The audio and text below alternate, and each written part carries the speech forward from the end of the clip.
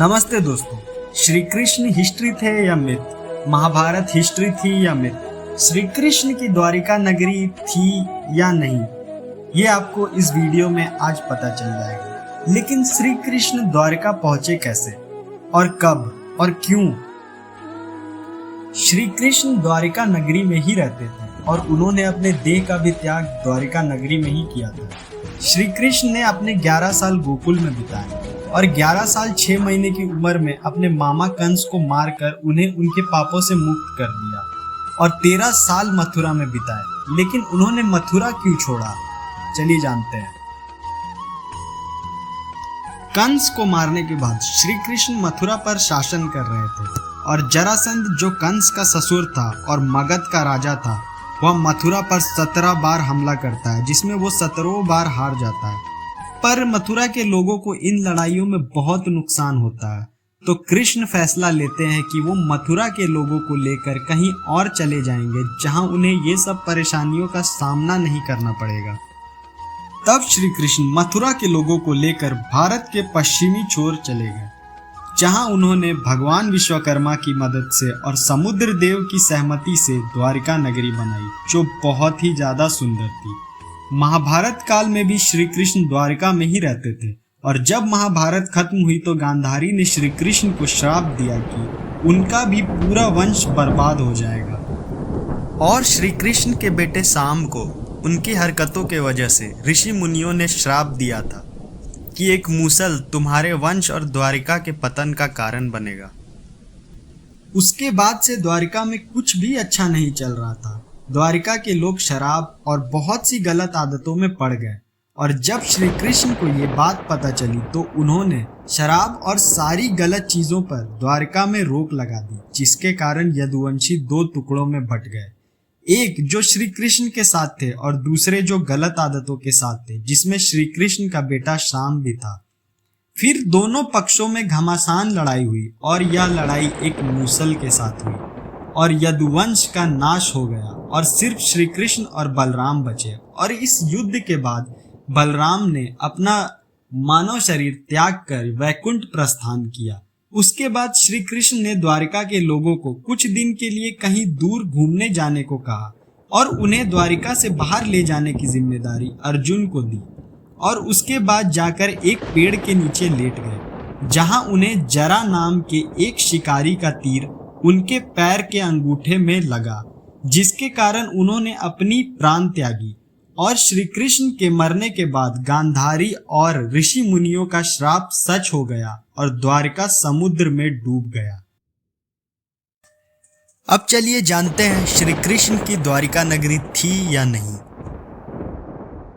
तो 1963 में द्वारिका में पहला आर्कियोलॉजिकल एक्सकेवेशन हुआ, जो गुजरात गवर्नमेंट ने और आर्कियोलॉजिकल सर्वे ऑफ इंडिया ने करवाया, जो डॉक्टर SR राव के अंडर हुआ। फिर 1979 में दूसरी एक्सकेवेशन डॉक्टर SR राव के अंडर हुई, जो ASI और MAU के द्वारा करवाई गई, जो द्वारिकाधीश मंदिर के कॉम्प्लेक्स में हुआ, जहां एक पिलर के नीचे 3 बहुत पुराने मंदिर मिले, जो 1200 से 1300 BCE के थे।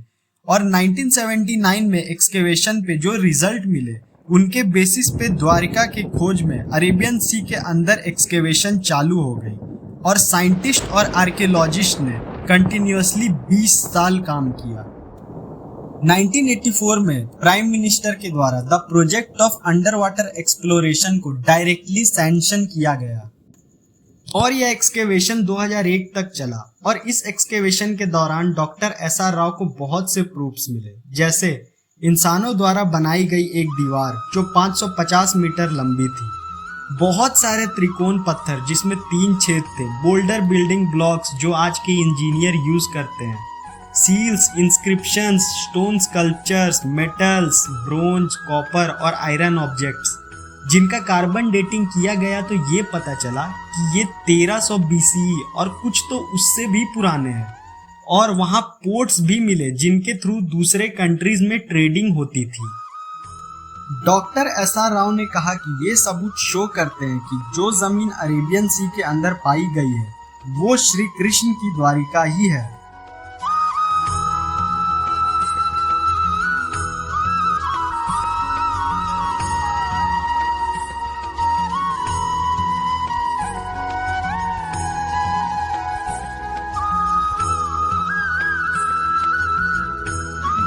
years ago for period 1 and 2000 years for period 2.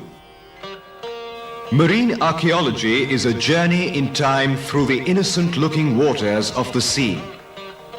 This wrestling with time and the mighty waters in order to recover history is both challenging and exhilarating. Yes, Dr. Rao's mission demands immense patient labor, but the gradual unfolding of the vision of Dwarka as it stood 35 centuries ago is a thrilling reward. The present findings corroborate the description of the city of Dwarka as given in the Mahabharata, that it was a Varidurga, that is, a fortress in water. The artist's impression based on the findings gives a clear picture as to how Dwarka looked like. Now that the existence of the ancient city of Dwarka in 1500 BC and its submergence as stated in the Mahabharata have been proved, we plan to explore further seaward about 10 kilometers.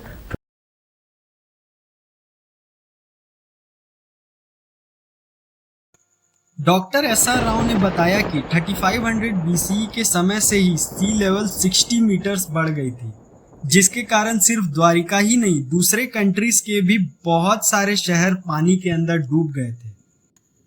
और जब SR Rao से पूछा गया कि आपको क्या लगता है ये द्वारिका नगरी है, तो एसआर राव ने एग्जैक्टली ये जवाब दिया कि सिर्फ एक नेम बोर्ड ही मिसिंग है, बाकी सारे प्रूफ्स मिल गए हैं और ये शो करते हैं कि श्री कृष्ण की द्वारिका यही थी। और द लॉस्ट सिटी द्वारिका का पहला क्लियर सबूत 574 एडी का है और यह सामंत सिंहादित्य के पलिताना प्लेटों में पाया जाता है। यह शिलालेख द्वारिका को सौराष्ट्र के पश्चिमी तट की राजधानी के रूप में बताता है और उससे भी ज्यादा इम्पोर्टेंट बात यह है कि यह शिलालेख द्वारिका शहर को उनके जीवन काल के दौरान श्री कृष्ण के निवास स्थान के रूप में बताता है। अफगानिस्तान में भी एक्सकेवेशन के दौरान कृष्ण बलराम के 200 बीसी के सिक्के मिले थे। तो दोस्तों ये तो पता चल ही गया होगा कि श्री कृष्ण थे या नहीं और उनकी द्वारिका नगरी थी या नहीं। मैं तो इतना ही कहना चाहूँगा कि श्री कृष्ण हमारी हिस्ट्री थे और हमें उस पर प्राउड होना चाहिए और खुल के लोगों के सामने बोलना चाहिए। तो चलिए दोस्तों, मिलते हैं फिर एक न्यू थ्रिलिंग वीडियो के साथ।